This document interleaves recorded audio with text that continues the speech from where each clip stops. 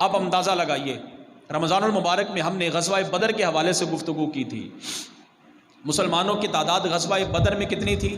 بولیے 313۔ ہمارے الحمدللہ بچے کو معلوم ہے کتنی تعداد تھی، اور اس کے مقابل کفار کی تعداد کتنی تھی؟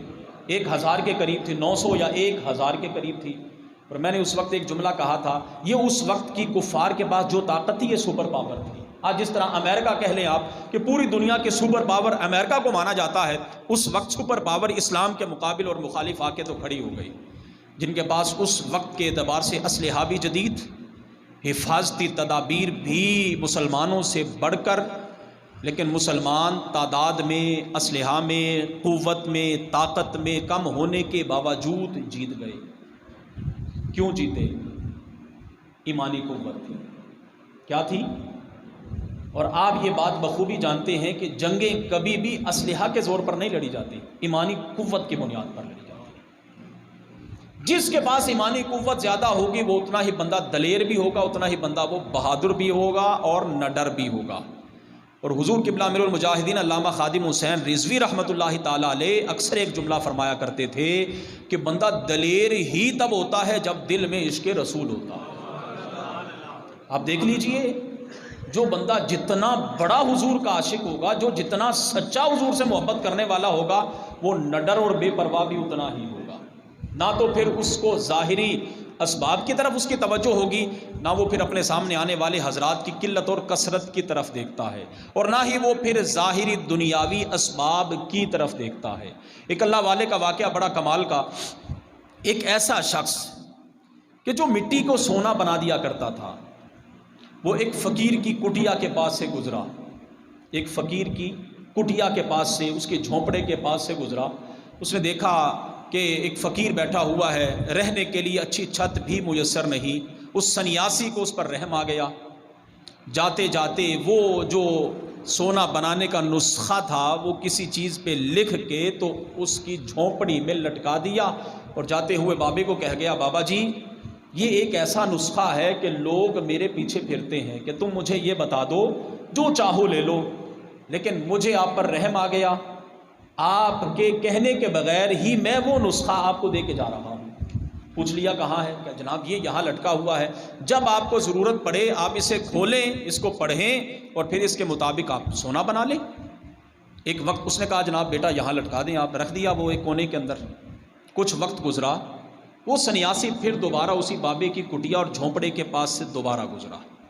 اس نے دیکھا کہ بابے کے حالات تو ویسے کے ویسے ہی ہیں، تو ذرا بر بھی نہیں بدلے، اور میں تو اس کو سونا بنانے کا نسخہ بتا کے گیا تھا۔ آیا دوبارہ اور آ کر کہا بابا جی یہ کیا حالت، کچھ عرصہ پہلے گزرا تھا پھر بھی یہی حالت تھی، اور آج ایک عرصے کے بعد آیا ہوں پھر بھی یہی حالت ہے۔ اللہ اکبر۔ بابے نے پھر پوچھا کہ کیا نسخہ دے کے گئے تھے؟ کہنے لگا جی سونا بنانے کا نسخہ آپ کو دے کے گیا تھا۔ آپ نے فرمایا چلیں قضائے حاجت کرنی ہے تو آپ میرے ساتھ باہر آ جاؤ۔ سمجھانے کا انداز دیکھیے۔ پھر اس کا ہاتھ پکڑا اور چلے گئے باہر، اس کو ایک جگہ پہ ایک سائڈ پہ کھڑا کر دیا، اور قضائے حاجت سے جب فارغ ہوئے تو کہنے لگے کہ مجھے صفائی کے لیے، استنجا کے لیے کچھ ڈھیلے دے دو۔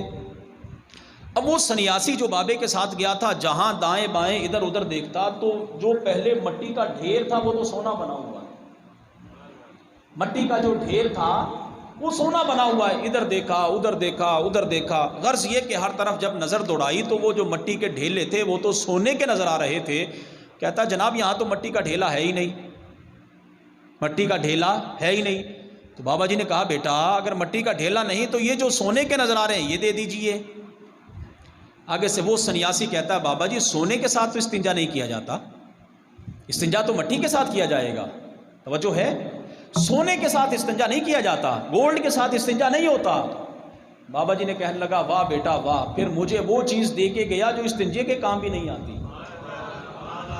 توجہ ہے، مجھے بیٹے وہ چیز بتا کے گیا جو استنجے کے قابل بھی نہیں آتی، تو پھر میں تیرا نسخہ کیا کروں گا؟ چیز تو وہ ہو جو انسان کو دنیا میں بھی کامیاب کرے، آخرت میں بھی کامیاب کر دے۔ لہذا جس کے دل میں جب تک حب رسول نہیں آئے گی، جب تک اس کے دل میں محبت رسول نہیں ہوگی، کوئی بھی بندہ ہو اس وقت تک وہ بندہ دلیر ہو ہی نہیں سکتا۔ ہم لاکھ کوشش کر لیں روشن خیالی کی، آپ اپنے دین کا حلیہ بگاڑ دیں، آپ اپنی شخصیت کا، آپ اپنے کردار کو بالکل ڈبو دیں، کس لیے کہ لوگ راضی ہو جائیں، تو میں اکثر ایک جملہ کہا کرتا ہوں کہ لوگ تو آپ سے پھر بھی راضی نہیں ہوں گے۔ ہم اپنی ناک رکھنے کے لیے سب کچھ کر دیتے ہیں، آپ اپنی ناک بالکل اپنے جسم سے کٹوا کے الگ بھی کر دیں، لوگ پھر بھی راضی نہیں ہوں گے۔ اور راضی جن کو ہم کرنا چاہتے ہیں یہود و نصارہ، وہ تو کلی طور پر راضی نہیں ہوں گے۔ میں پہلے کہہ چکا دنیا ادھر سے ادھر ہو سکتی ہے، لیکن میرے رب کا فرمان جھوٹا۔ تو سنیے پھر اللہ تعالیٰ کیا ارشاد فرماتا ہے، وَلَن تَرْضَىٰ عَنْكَ الْيَهُودُ وَلَا النَّصَارَىٰ حَتَّىٰ تَتَّبِعَ مِلَّتَهُمْ۔ اے محبوب صلی اللہ علیہ وسلم، آپ سے یہودی اور نصرانی ہرگز راضی نہیں ہوں گے، یہودی اور نصرانی آپ سے ہرگز راضی نہیں ہوں گے۔ کب تک؟ حتیٰ تتبع ملتہم، یہاں تک کہ آپ ان کے دین کی پیروی کر لیں۔ اب یہ بات ذہن نشین رہے، قرآن چونکہ رسول اللہ صلی اللہ علیہ وسلم پر اترا ہے تو پہلے مخاطب بھی حضور ہی کی ذات اقدس ہوگی، اور پھر حضور کے وسیلے سے قرآن کے مخاطبین آپ کی ساری امت ہوگی۔ لہذا آج کے زمانے میں میرا رب ہم مسلمانوں سے خطاب کرتے ہوئے ارشاد فرماتا ہے اپنے محبوب کے وسیلے سے، اے میرے نبی کے غلاموں، یہودی اور نصرانی تم سے راضی نہیں ہو سکتے، یہودی اور نصرانی تم سے راضی نہیں ہو سکتے۔ ان کی ایک ہی شرط ہے، ان کی رضامندی کی، تم اپنا اسلام چھوڑ دو، تم اپنا دین چھوڑ دو، تم اپنا مذہب چھوڑ دو، اور پھر ان کے مذہب اور دین کو اختیار کر لو تو وہ تم سے راضی ہو جائیں گے۔ کیا کوئی بھی صاحب عقل شخص ایسا کر سکتا ہے کہ اپنا صاف ستھرا مذہب دین اسلام چھوڑ کر تو کسی کے مذہب کو اختیار کر لے؟ ایسا تو کوئی بھی نہیں کرے گا، یہ تو انتہائی نقصان کا سودا ہے۔ اگر ہم ان کے دین کو اختیار نہیں کر سکتے، اور مسلمان آگ میں جانے کو تو پسند کرے گا لیکن اسلام چھوڑنے کو پسند نہیں کرے گا، اگر ہم دین اسلام چھوڑنا پسند نہیں کرتے تو پھر ہم ایسی حرکات، ایسی باتیں بھی زبان سے نہ نکالیں کہ جو دین اسلام کے صراحتاً خلاف جا رہی ہو۔ ابھی چند دن پہلے ہی کی بات، پاکستان کے ایک معتبر ترین ادارے کے اندر بیٹھنے والی ایک خاتون نے کیا کہا، معاذ اللہ ثم معاذ اللہ، وہاں پر موجود 100 کے قریب ارکان اسمبلی، ان کے منہ بالکل ہی بند ہو گئے۔ ہم ہی ان لوگوں کو آگے بھیجتے ہیں، آپ حضرات اور ہم سارے اس بات کو سوچیں کہ ہمارے اوپر کون لوگ مسلط ہو گئے، ہم کن لوگوں کو آگے لانا چاہتے ہیں۔ یہ بات ذہن نشین رہے، بہت سارے حضرات کے اندر، ذہنوں کے اندر یہ خیال آ جاتا ہے جب ہم قرآن کی کوئی آیت بیان کرتے ہیں، جب ہم رسول اللہ صلی اللہ علیہ وسلم کا کوئی فرمان عالی شان بیان کرتے ہیں، اگر تو اس کے دل کو لگے تو وہ قبول کرتا ہے، اگر دل کو قبول نہ کرے فوراً کہتا ہے حضرت صاحب سیاسی تقریر کرتے ہیں۔ اللہ اکبر۔ اور یہ جملہ میں اکثر بار بار اس لیے عرض کرتا ہوں کہ جناب سیاست تو وہ کرے جس نے آپ کے سامنے الیکشن لڑنا ہو، سیاست تو پھر ہی ہوگی نا۔ میں آپ حضرات کو ووٹ کا کہوں، آپ پھر کہیں کہ یہ سیاسی تقریر ہے، نہ مجھے آپ کے ووٹ سے غرض ہے، نہ مجھے آپ کی پکی سڑک سے غرض ہے، نہ مجھے آپ کی نالی اور گلی سے غرض ہے، تو پھر کس چیز کی سیاست ہو گئی بتائیے آپ؟ یہ سیاست نہیں، یہ رسول اللہ صلی اللہ علیہ وسلم کے وہ فرامین عالی شان جو میری اور آپ کی ہدایت کے لیے میرے حضور نے بیان فرمائے ہیں۔ لہٰذا ہمیں ان کو سوچنا چاہیے اور ان پر جہاں تک ہو سکتا ہے عمل کرنے کی کوشش بھی کرنی چاہیے۔ ابھی چند دن پہلے معاذ اللہ ثم معاذ اللہ ایک خاتون اسمبلی نے کیا کہا، اسمبلی کے فلور پر، کہ جہاں سے ساری دنیا کے اندر مسلمان کی آواز جائے، کھڑی ہو کے کہتی ہے معاذ اللہ ثم معاذ اللہ کہ رسول اللہ صلی اللہ علیہ وسلم نے یہودیوں کو خوش کرنے کے لیے بیت المقدس کی طرف رخ کر لیا تھا۔ اب آپ اندازہ لگائیے کہ حضور تو دین اسلام پھیلانے کے لیے تشریف لائے ہیں، حضور کا مذہب اور آپ پر نازل ہونے والا دین اور کتاب کون سی ہے؟ قرآن ہے، اور قرآن کے ماننے والوں کو کیا کہا جاتا ہے؟ بولیے، مسلمان، بولو سارے، کیا کہا جاتا ہے؟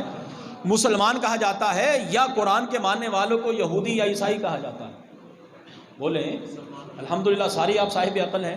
قرآن کو ماننے والے، رسول اللہ صلی اللہ علیہ وسلم کو ماننے والے کو مسلمان کہا جاتا ہے، اور مسلمان کی اپنی ایک پہچان ہے۔ آپ میں سے اگر کوئی بندہ چوک میں جا کے کہے کہ معاذ اللہ ثم معاذ اللہ یہودیوں کو خوش کرنے کے لیے رسول اللہ صلی اللہ علیہ وسلم نے یہ عمل کر دیا، تو بتائیے پھر آپ پر کیا گزرے گی؟